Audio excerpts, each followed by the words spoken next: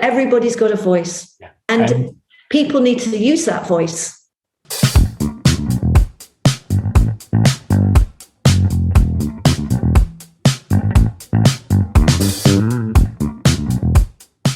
So, hello, my name's Amanda Jenkins.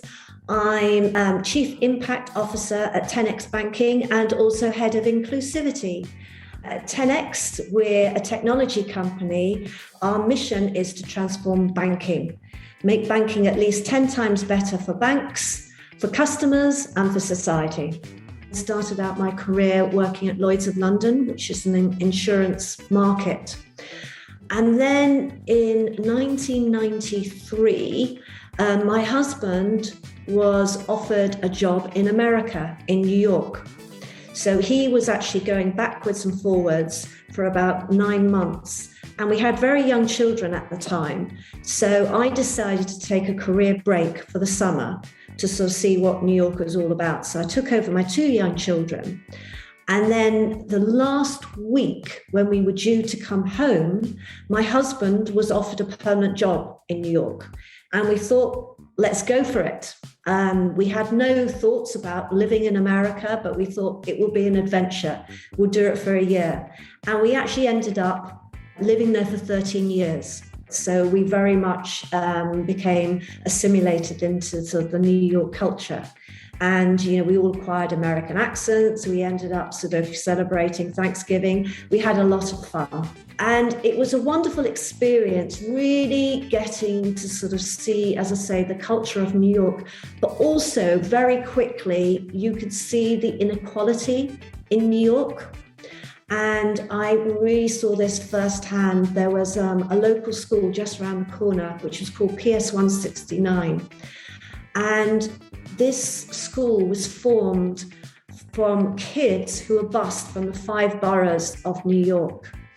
And it was basically, it was a bit like a sort of a last stop saloon before the equivalent of, I don't know, you had to be pretty supposedly badly behaved to end up there. So these kids had all sorts of challenges. Anyway, a local resident organized a tutoring schedule. So it was amazing, just sort of people who had like a few hours to spend would spend with these young kids.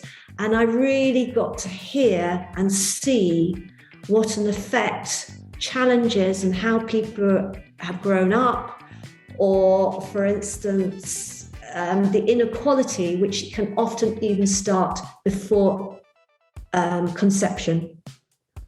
You know, the lack of opportunity in somewhere like America. You've got the sort of like some of the richest people in the world at one end of the spectrum and some of the poorest at the other.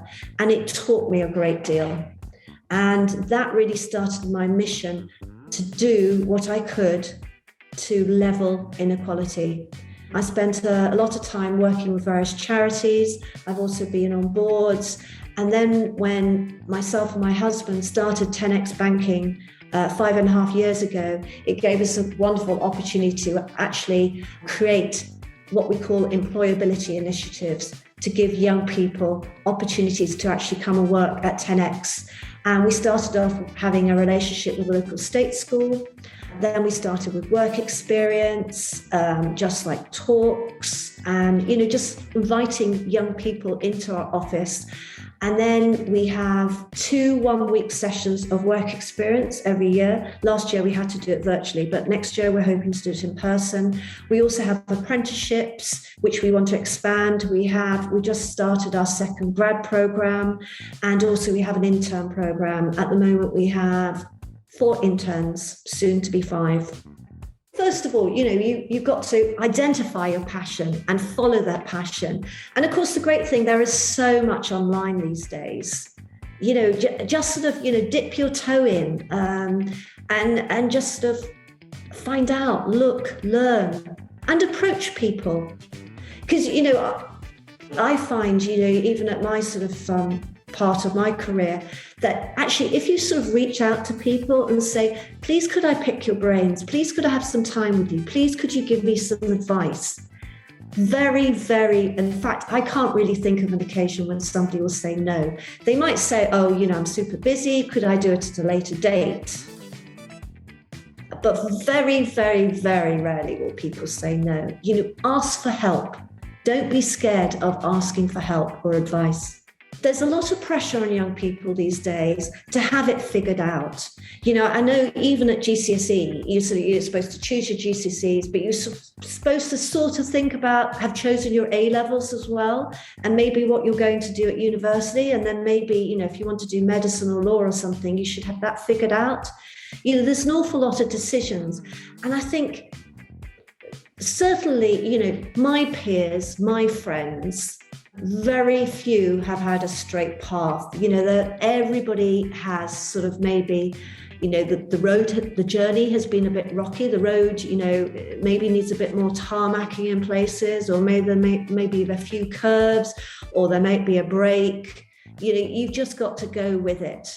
And, you will get there in the end. It's all a journey, and you will always learn. Get some help, teachers, friends, family, or online. There are loads of ways, sort of how to write your CV. There's a sort of like quite a formal way of doing it. Then I would say, do not be scared in showing your personality, because that will help you stand out.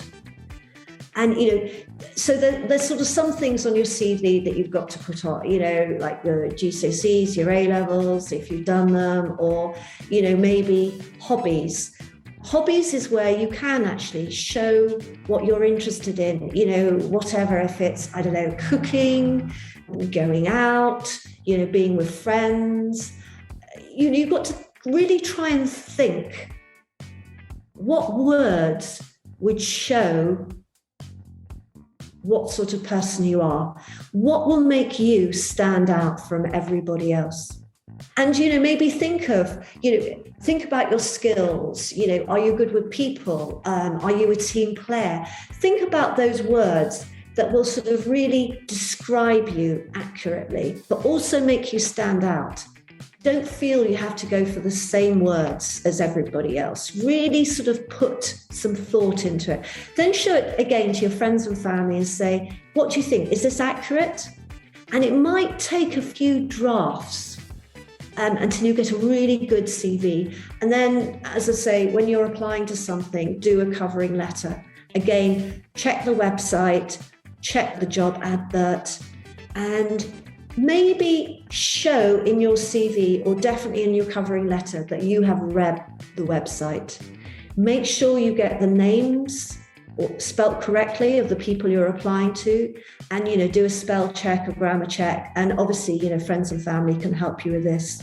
If you spend some time getting that CV looking really good, that's a fantastic start. I think everybody has leadership skills within them. And that's another reason for taking that gap year, or doing a job during the summer holidays, or, maybe even, it's working in a pub, or, walking a neighbour's dog, or doing these little jobs, because by doing that sort of thing, you're spending time in the community, and you're learning what sort of person you really are. You're learning independence, and you're sort of thinking, I'm good at this, or I find this difficult. And that gives you sort of an idea, like little pointers about what you want to be, and what maybe you need to spend a little bit more time on, what you can highlight and what you don't want to do.